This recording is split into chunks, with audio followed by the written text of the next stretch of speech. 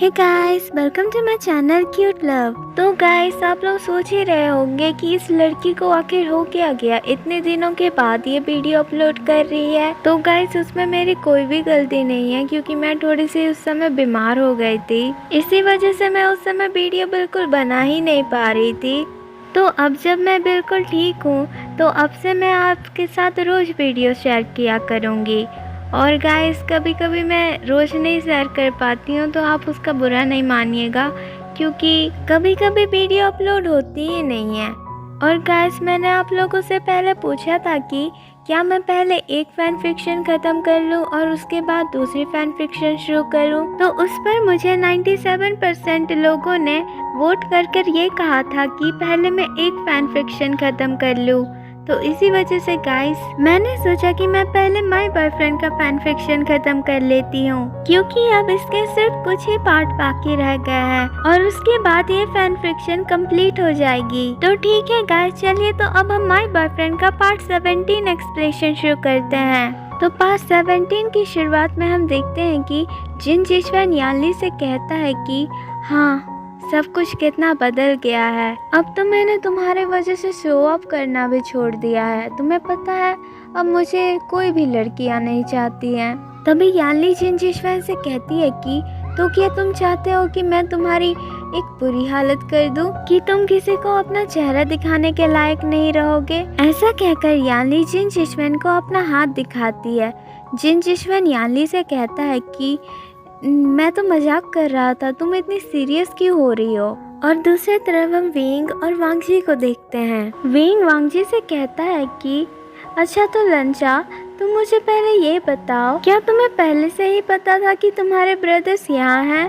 वांगजी wing से कहता है कि नहीं, मुझे बिल्कुल भी नहीं पता था कि वो लोग यहाँ होंगे। मुझे सिजुई का तो समझ में आता है कि वो वहाँ जिंगलिंग से मिलने गया होगा, लेकिन ब्रदर वहाँ क्या कर रहे थे, मुझे उसके बारे में बिल्कुल भी नहीं पता। तभी विंग वांगजी से कहता है कि ऐसा क्यों कह रहे हो लंचा, वो लोग जरूर रास्ते में मिल गए होंगे और उसके बाद वो लोग हमारे घर में आ गए होंगे। तुम चिंता क्यों करते हो, क्या तुम्हें लगता है कि सिजुई जिनलिंग को पसंद करता है और लंचा जिंगजा को पसंद करते हैं? ऐसा तो बिल्कुल भी नहीं हो सकता है ना लंचा। और अगर वैसा है भी तो भी हमारा उनसे क्या लेना देना है ना लंचा। ऐसा कहकर विंग हंसने लगता है। वो लोग ऐसे बात कर ही रहे होते हैं कि तभी वहाँ बारिश शुरू हो जाती है। तभी वांगजी और विंग दौड़ कर जाकर एक बस स्टॉप की तरफ रुक जाते हैं। वो दोनों बारिश की वजह से काफी गीले हो जाते हैं और विंग की आधी बॉडी उसके क्लोथ से काफी विजिबल हो रही होती है। और वांगजी जब ये देखता है तो उसके ईयर्स रेड होने लगते हैं। वांगजी जल्दी से अपना कोट निकाल कर विंग को पहना देता है। तभी विंग वांगजी से कहता है कि लंचा, इसकी कोई जरूरत नहीं, मैं ऐसे ही ठीक हूँ। ऐसा कहकर विंग वांगजी का दिया हुआ कोट उतारने लगता है।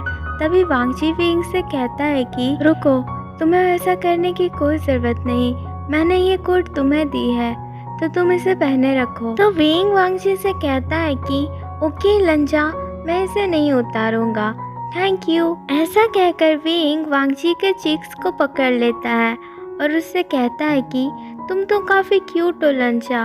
ऐसा कहकर विंग वांगजी के काफ़ी क्लोज चला जाता है। तभी वांगजी विंग के हाथों को पकड़ते हुए कहता है कि विंग, ये करना बंद करो। तभी विंग वांगजी को पाउट करते हुए कहता है कि ऐसा क्यों लंचा, तुम मुझे ऐसा क्यों नहीं करने देते हो। मुझे तुम्हारे चीक्स काफ़ी सॉफ्ट लगते हैं, मुझे इनके साथ थोड़ा और खेलना है, मुझे खेलने दो ना लंचा। तभी वांगजी विंग से कहता है कि विंग, मैं तुम्हें वार्न कर रहा हूँ, तुम मेरे साथ ये करना बंद करो। तभी विंग वांगजी से कहता है कि अगर मैं नहीं करूँगा तो तुम क्या कर लोगे लंचा। इससे पहले कि विंग कुछ और कह पाता, वांगजी अपने लिप्स से विंग के लिप्स को ब्लॉक कर लेता है। विंग इससे काफ़ी ज़्यादा शॉक्ड हो जाता है और वो वांगजी को दूर ढकेलने की कोशिश करता है, लेकिन वांगजी ने उसे काफ़ी ज़ोरों से पकड़ा हुआ था, इसीलिए वो उससे दूर नहीं जा पाता।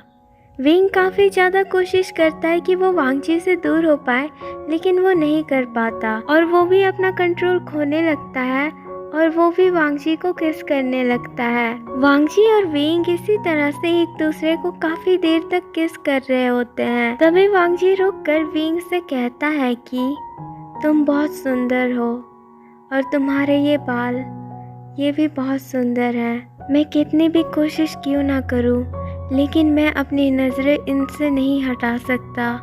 तुम बहुत सुंदर हो विंग। ऐसा कहकर वांगजी विंग को अपने पॉकेट से निकालकर एक लॉकेट पहनाता है, जिसमें वांगजी की मदर की दी हुई रिंग होती है।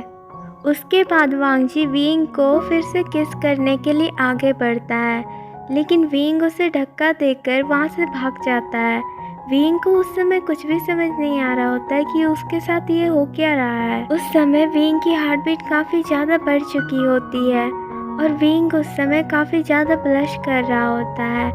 विंग अपने मन में सोचता है कि क्या ये सब सच है या फिर मैं ये सब सिर्फ इमेजिन कर रहा हूँ। क्या लंचा ने मुझे सचमुच में किस किया या फिर ये सिर्फ मेरा एक सपना है। ऐसा सोचकर विंग अपने आप को पिंच करता है और कहता है कि तो ये सपना नहीं है, तो फिर जो सारी चीज़ें मेरे साथ हुई वो सच है। क्या लंचा ने मुझे सचमुच में किस किया और लंचा म्यान मैन को पसंद नहीं करता, लेकिन मैंने तो म्यान मैन से कह दिया है कि लंचा उसे पसंद करता है, तो अब मैं क्या करने वाला हूँ। मैं म्यान मैन को जाकर ये तो नहीं ना कह सकता कि म्यान मैन देखो, मुझे लगता है कि अब लंचा मुझे पसंद करता है और उसने मुझे किस भी किया, तो मुझे लगता है कि तुम्हें अब वांगजी को पसंद करना छोड़ देना चाहिए। ऐसा कहकर विंग अपना सिर खुजाकर कहता है कि मैंने म्यान मैन से वो सब क्यों कहा, मुझे तो ये सब कहना भी नहीं चाहिए था। अब मैं क्या करूं? म्यान मैन अब वांगजी को पसंद करने लगी है, मुझे करना क्या चाहिए? क्या मुझे उन दोनों के बीच में अभी भी नहीं आना चाहिए? क्या अब मैं उन्हें इग्नोर करूं?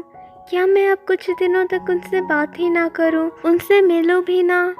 आखिर मैं क्या करूं? ऐसा कहकर विंग अपने आप को मारते हुए कहता है कि तुम बहुत बड़े इडियट हो विंग, तुम बहुत बड़े इडियट हो। तुम ऐसा कैसे कर सकते हो? तुम्हें पता है कि अब वांगजी तुम्हें पसंद करने लगा है, वरना वो तुम्हें किस क्यों करता। लेकिन अब म्यान मैन का मैं क्या ही करूं? और अगर दूसरे लोगों को इनके बारे में पता चल गया तो, जैसे कि अगर पिकॉक को इसके बारे में पता चल गया तो वो मेरे साथ क्या करेगा? अरे नहीं नहीं, मैं ये क्या सोच रहा हूँ, पिकॉक मेरे साथ क्या ही कर लेगा, या फिर वो पिकॉक मेरे साथ कुछ कर भी सकता है। शायद वो सीजी को जाके बता दे कि मैं लंचा और म्यान मैन के बीच में आ रहा हूँ। क्या होगा? क्या करेगी सीजी मेरे साथ? क्या वो मुझे घर से बाहर निकाल देगी? नहीं नहीं, सीजी भला मुझे घर से क्यों बाहर निकालेगी? सीजी तो काफ़ी प्यारी है, सीजी मेरे साथ कभी भी कुछ गलत नहीं करेगी। सीजी मुझसे बहुत ज़्यादा प्यार करती है, उस पिकॉक से भी बहुत ज़्यादा। और अभी फ़िलहाल के लिए मुझे अभी घर जाना चाहिए और घर जाके मैं सबसे कहूँगा कि मेरी लंचा से लड़ाई हो गई है और मैं उसे अब बस इग्नोर ही करूँगा। ऐसा कहकर विंग अपने घर चला जाता है और दूसरी तरफ हम वांगजी को देखते हैं, जो कि उसी बस स्टॉप पर रुका हुआ होता है। वांगजी अपने मन में सोचता है कि विंग ने मुझे आखिर धक्का क्यों दिया? क्या वो मुझे पसंद नहीं करता? क्या मुझे विंग को इस तरह से किस नहीं करना चाहिए था?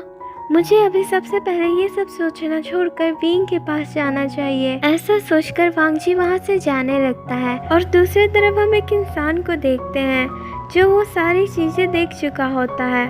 उसके पास विंग की एक फोटो भी होती है और वो विंग की फोटो को देखते हुए कहता है कि तो तुम ही हो वो, तुम सचमुच में बहुत क्यूट हो और अब तुम सिर्फ मेरे होने वाले हो।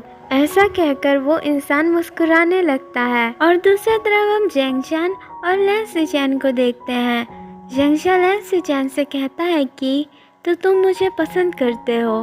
तो लैन सिचैन जेंगशान से कहता है कि तुम ये क्या कह रहे हो, तुमने ये कहाँ से सुना? लैन सिचैन इतना कहता ही है कि तभी जेंगशान उससे कहता है कि मैंने ये तभी सुना जब तुमने मेरी बहन के हस्बैंड को कहा कि मैं जेंगशान को पसंद करता हूँ।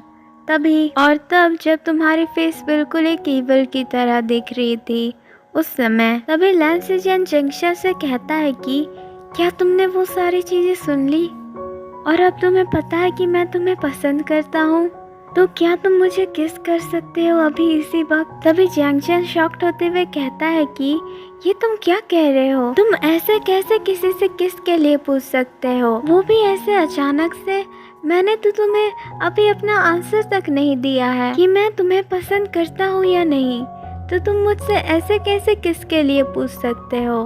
तभी लैन सेजन जैंगशन से कहता है कि तो क्या तुम मुझे पसंद नहीं करते। ऐसा कहकर लैन सेजन अपना सिर नीचे झुका लेता है और जैंगशन से कहता है कि अगर तुम मुझे पसंद नहीं करते हो तो कोई बात नहीं, मैं तुम्हारी लाइफ से दूर चला जाऊंगा, मैं तुमसे कभी भी फिर दोबारा नहीं मिलूंगा, तो जो कुछ भी मैंने अभी अभी कहा उसके बारे में प्लीज भूल जाओ, तुम बस ऐसे प्रेटेंड करना जैसे कि ये कभी हुआ ही नहीं। इसके आगे लैन सेजन कुछ भी नहीं कह पाता क्योंकि जैंगशन ने अपने लिप से लैन सेजन के लिप्स को ब्लॉक कर दिया था। लैन सेजन इससे काफी ज्यादा शॉक्ड हो गया था। तभी जैंगशन लैन सेजन से कहता है कि ये तुम क्या कह रहे हो इडियट, तुम मुझे ऐसे अकेले छोड़कर कैसे जा सकते हो, तुम्हें पता है तुम्हें किसी की आंसर के लिए वेट करना चाहिए, तुम पता नहीं कुछ भी कह जाते हो। हाँ, अब तुम ध्यान से मेरी पहली पूरी बात सुन लो। मैं तुमसे ये कहना चाहता था कि मैं भी तुम्हें पसंद करता हूँ। वे लैन सेजन जैंगशन से कहता है कि क्या तुम सच कह रहे हो, क्या तुम मुझे सचमुच में पसंद करते हो। तभी जैंगशन लैन सेजन से कहता है कि हाँ इडियट, मैं तुम्हें पसंद करता हूँ, वरना मैं तुम्हें किस क्यों करता, मैं बिना मतलब के तो किसी को किस नहीं ना कर सकता। जैंगशन इतना कहता ही है कि लैन सेजन जैंगशन को किस कर लेता है और उसके बाद लैन सेजन जैंगशन से कहता है कि मैं तुम्हें कुछ देना चाहता हूँ। ऐसा कहकर लैन सेजन अपनी मदर की दी हुई रिंग को निकाल कर जैंगशन को देता है। तभी जैंगशन लैन सेजन से कहता है कि तुमने आखिर ये रिंग अपने पास कब से रखी हुई थी, चलो तुम बताओगे, क्या तुम ये रिंग लेकर हमेशा से घूमते रहते हो। लैन सेजन जैंगशन से कहता है कि हाँ, मैं इस रिंग को हमेशा से लेकर घूमता हूँ क्योंकि ये मेरे लिए बहुत खास है। तभी जैंगशन लैन सेजन से कहता है कि क्या ये तुम्हारी एक्स की रिंग है जो तुम मुझे ये दे रहे हो, और अगर ये तुम्हारी एक्स की रिंग है तो ये मुझे बिल्कुल भी नहीं चाहिए, मैं तुमसे पहले ही कह देता हूँ। लैन सेजन जैंगशन से कहता है कि मेरी कोई भी एक्स गर्लफ्रेंड नहीं है। ये तो लैन सेजन इतना कहता ही है कि जैंगशन फिर से उससे कहता है कि तो क्या ये तुम्हारी एक्स वाइफ की रिंग है, मैंने तुम्हें किस किया ही क्यों, तुम्हारे पास एक एक्स वाइफ है और तुमने मुझे ये इसके बारे में कभी बताया भी नहीं। हाँ, ये कैसी बात है, मुझे लगता है कि हमें रिलेशनशिप रखने से पहले ही ब्रेकअप करना पड़ेगा। तभी लैन सेजन जैंगशन के चीक्स को पकड़ते हुए कहता है कि ऐसा कुछ भी नहीं है, मेरी कोई भी एक्स वाइफ नहीं है, ना ही एक्स गर्लफ्रेंड है, मैंने अपनी लाइफ में सिर्फ तुम्हें ही पसंद किया है। मैं तो शायद लव के बारे में बिल्कुल जानता ही नहीं था, लेकिन मैं तुमसे मिला और मुझे तुमसे प्यार हो गया और मैं तुम्हें बताना चाहता हूँ कि ये रिंग मेरी मदर ने मुझे दिया था और अब ये रिंग मैं तुम्हें देना चाहता हूँ। ऐसा नहीं है कि मैं तुम्हें अभी ही प्रपोज कर रहा हूँ मैरिज के लिए, तुम बस इसे एक कपल रिंग की तरह समझना। और लैन सेजन जैंगशन से कहता है कि क्या मैं ये रिंग तुम्हें पहना सकता हूँ। तभी जैंगशन लैन सेजन को किस कर लेता है और लैन सेजन से कहता है कि तुम मुझे ये बिना पूछे भी पहना सकते थे, तुम्हें मेरी परमिशन की क्या जरूरत, अब तो मैं सिर्फ तुम्हारा ही हूँ। जैंगशन इतना कहता ही है कि लैन सेजन उसे फिर से किस कर लेता है और उसके बाद वो जैंगशन को उसकी मदर की दी हुई रिंग पहना देता है। हे गाइस, तो आज का पार्ट यहीं ख़त्म करते हैं। और गाइस, मुझे आपको एक और बात बतानी थी कि मैं एक न्यू फैन फिक्शन लिख रही हूँ। वो फैन फिक्शन भी मैं जल्दी ही शेयर करूँगी जब मैं उसे पूरी तरह से कंप्लीट कर दूंगी लिखकर, और जब मैं सारी फैन फिक्शन की एक्सप्रेशन कर दूंगी जिसे मैंने शुरू किया है, उसके बाद मैं उस फैन फिक्शन को भी आपके साथ शेयर कर दूंगी। तो गाइस, कमेंट करके बताइएगा कि आपको आज का पार्ट कैसा लगा। आपको अगर ये पार्ट अच्छा लगा तो लाइक कर दीजिएगा इस वीडियो को, शेयर कर दीजिएगा वांगशन फैंस के साथ और मेरे चैनल को सब्सक्राइब कर लीजिएगा। Thanks for watching my video. Bye.